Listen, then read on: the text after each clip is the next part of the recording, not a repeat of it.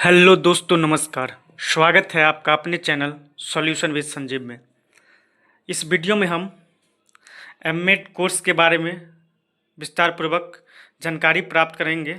इसमें हम आपको बताएंगे कि एमएड क्या होता है और इसके आगे चल के क्या स्कोप है। मतलब एमएड कोर्स के बारे में A to Z जानकारी इस एक वीडियो के माध्यम से आपको हम देंगे।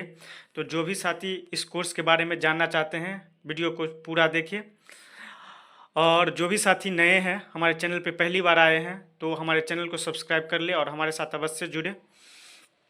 और क्योंकि हम अपने चैनल के माध्यम से एजुकेशनल वीडियोस के तहत आपको हर एक क्षेत्र से रूबरू कराते हैं।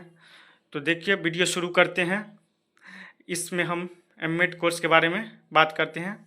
देखिए, इसमें बात करेंगे एमएड कोर्स के बारे में। तो चलिए शुरू करते हैं। सबसे पहला क्वेश्चन आपका होगा कि एमएड क्या होता है। तो एमएड की जहाँ तक बात करें तो एमएड यानी मास्टर ऑफ एजुकेशन। ये एजुकेशन में मास्टर डिग्री है। एमएड यानी मास्टर ऑफ एजुकेशन शिक्षा के क्षेत्र में एक स्नातकोत्तर डिग्री है। यह शिक्षक बनने के बाद शिक्षा प्रणाली नीति अनुसार में विशेषज्ञता के लिए किया जाता है। तो ये एक हायर डिग्री है जो कि बीएड के बाद किया जाता है, मास्टर ऑफ एजुकेशन। उसके बाद चलते हैं आगे। इसमें क्या है कि कोर्स की अवधि और प्रकार के बारे में बात करते हैं। तो आपको बता दें कि ये 2 ईयर का कोर्स होता है। फिलहाल एनसीटी ने गाइडलाइन जारी की जिसमें नई शिक्षा नीति के तहत 1 साल का कोर्स भी होने वाला है, लेकिन ये अगले साल यानी 2026 से होगा। फिलहाल 2 साल वाला कोर्स ही हो रहा है, जिसमें 4 सेमेस्टर में पेपर होता है। इसका प्रकार जो होता है, आप रेगुलर मोड से भी कर सकते हैं, पार्ट टाइम या और डिस्टेंस मोड से भी आप कर सकते हैं। जैसे इग्नू वगैरह से आप डिस्टेंस मोड से भी कर सकते हैं इसका। और एक चीज़ देख के दिलें, मान्यता एनसीटी द्वारा मान्यता प्राप्त संस्थान से ही करें। अगर आप किसी भी कॉलेज में एडमिशन लेना चाहते हैं तो उससे पहले एनसीटी के ऑफिशियल वेबसाइट से जांच लें कि आपका कॉलेज अप्रूवल या यूनिवर्सिटी अप्रूवल प्राप्त है कि नहीं, तभी आप एडमिशन लें, अन्यथा आपका डिग्री मान्य नहीं होगा बाद में चल के। तो इस बात का ध्यान जरूर रखिएगा। अगर किन्हीं साथी को बीएड किए हैं और बीएड के बाद आप एमएड करने का मन कर रहा है और किसी कॉलेज में एडमिशन लेना चाहते हैं, तो सबसे पहले ये सब बातों का ध्यान रखिए। आप बारीकी से हम सारा जानकारी देंगे और आप ही दे रहे हैं, तो आप इन सभी बातों का ध्यान रखेंगे। उसके बाद बात करते हैं योग्यता की। अगर आप एमएड करेंगे तो आपका क्या एलिजिबिलिटी होना चाहिए, तब आप एमएड कर सकते हैं। तो इसके लिए आपको बीएड या बीए बीएड या बीएससी बीएड यानी कि आपका बीएड होना चाहिए न्यूनतम 50% अंकों के साथ। अगर आप 50% से कम मार्क्स है तो आप इसका कोर्स एमएड नहीं कर सकते हैं, और बीएड होना चाहिए। बीएड में आपका 50% होना चाहिए। और आरक्षित वर्ग के लिए 45% की छूट है।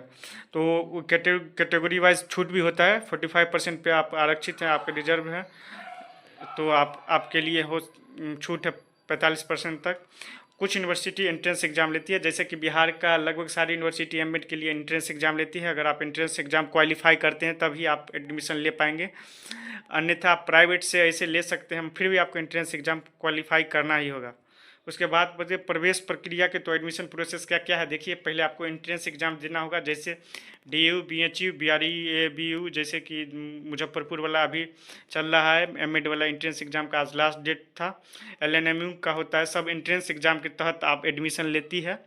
तो जो भी साथी है अपना देखेंगे। अगर पटना यूनिवर्सिटी का भी निकल गया है, आपका 31 तारीख तक लास्ट डेट है अभी, तो आप डाल सकते हैं आज से फॉर्म पटना यूनिवर्सिटी का भी एमएड एंट्रेंस एग्जाम का। कुछ संस्थानों में मेरिट बेस्ड एडमिशन होता है, डायरेक्ट नंबर बेसिस पे। और बता दें कि डॉक्यूमेंट वेरिफिकेशन काउंसलिंग होता है, उसके बाद आपका यही एडमिशन प्रक्रिया है। तो जो भी साथी का होगा वो देख लीजिएगा। एंट्रेंस एग्जाम अगर आप बिहार से हैं और एंट्रेंस एग्जाम देना चाहते हैं तो बीएचयू का आज लास्ट डेट था, sorry BRABU Muzaffarpur Bhimrao Ambedkar university का लास्ट डेट था। और फिर आपका पटना यूनिवर्सिटी का 31 तक लास्ट डेट है। तो आप अपना फॉर्म डाल दीजिएगा। अगर बात करें वहीं पे तो मुख्य इसमें जो सब्जेक्ट होता है, मेन सब्जेक्ट आपका होता है शिक्षा दर्शन और मनोविज्ञान।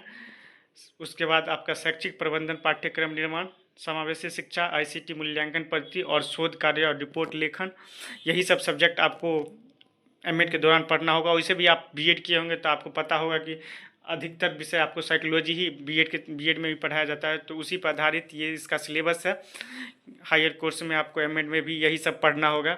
उसके बाद सेमेस्टर वाइज विषय की बात करें तो आपको फर्स्ट सेमेस्टर में आपको शिक्षा दर्शन, मनोविज्ञान, शोध की नींव, ये सब पढ़ना होगा। वहीं सेमेस्टर सेकेंड की बात करें तो आपको मूल्यांकन, आईसीटी, समावेशी शिक्षा पढ़ना होगा। और सेमेस्टर थर्ड की बात करें तो आपको शैक्षिक प्रबंधन, भारत में शिक्षा, ये पढ़ना होगा। और सेमेस्टर फोर की बात करें तो रिसर्च, प्रोजेक्ट, इंटर्नशिप, ये आपको चारों सेमेस्टर का सिलेबस है, यही आपको पढ़ना होगा। आगे फिर आपको बात करें जरूरी कौशल स्किल्स, इसमें क्या क्या होना चाहिए, अनुसंधान क्षमता, नेतृत्व, आईसीटी स्किल्स, इसके बारे में बताया जाएगा। उसके बाद संवाद और प्रस्तुतिकरण क्षमता, इसके बाद इस पे बात होगी। शिक्षण के प्रति गहन रुचि, ये सब आपका जरूरी कौशल के रूप में इसमें कौशल सीखने को मिलेगा। आगे बात करें करियर विकल्प, ये सबसे बड़ा सवाल है, बहुत सारे छात्रों का यही सवाल रहता है, अगर बीएड के बाद एमएड करें तो क्या स्कोप है, कुछ है कि नहीं, तो उसके बारे में बात करिए। देखिए, बहुत डिग्री भी, एमएड एक हायर डिग्री है, इससे बहुत सारा स्कोप खुला हुआ है। बहुत सारे छात्रों को जानकारी नहीं होता है, उसके अभाव में वो बीएड करके छोड़ देते हैं। अगर बीएड के बाद आप सक्षम है तो एमएड जरूर कीजिए, क्योंकि आपके पास बहुत सारा ऑप्शन है। आपको हम बताते हैं, देखिए बीएड कॉलेज में लेक्चरर बन सकते हैं। अगर आप एमएड कोर्स कर लिए हैं तो आप प्राइवेट, गवर्नमेंट में चांस है कि आप बीएड कॉलेज में जो बीएड किए होंगे वहाँ देखे होंगे जो आपको जो पढ़ा रहे होंगे लेक्चरर के रूप में, प्रोफेसर, तो आपके पास मौका है, आप भी बन सकते हैं। और बहुत दिनों से बिहार में बहाली भी नहीं आया है, तो आपका हो सकता है, तो चांस बन सकता है। अगर अभी फ़िलहाल आप करते हैं तो आगे चल के चांस मिल सकता है।